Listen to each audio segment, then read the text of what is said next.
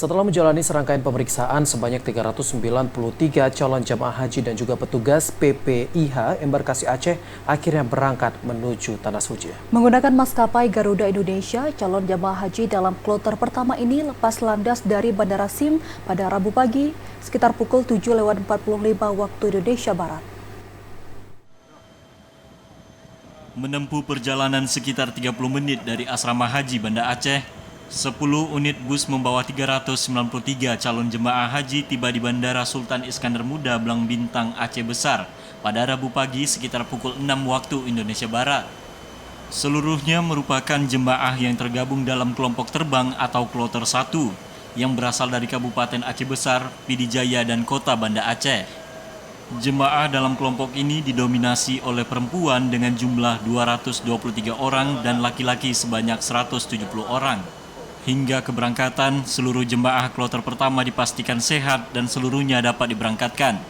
Menggunakan pesawat Garuda Indonesia Boeing 777-300, calon jemaah haji dalam kelompok pertama terbang menuju Bandara Prince Muhammad bin Abdul Aziz Madinah dan diprediksi tiba pukul 11.20 waktu setempat.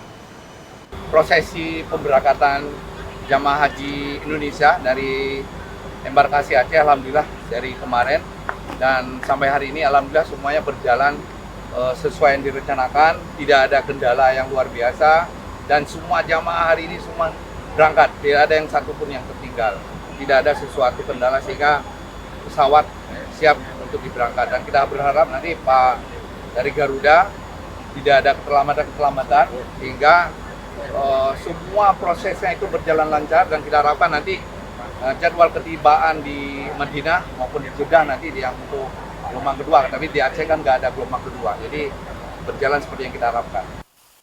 Selain petugas PPIH, keberangkatan 393 calon jemaah haji pada Rabu pagi disaksikan oleh keluarga calon jemaah yang turut hadir.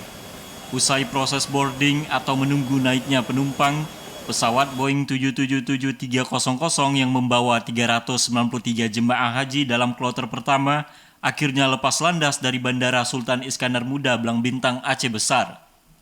Dari Aceh Besar, Arman Konadi, TVRI Aceh melaporkan.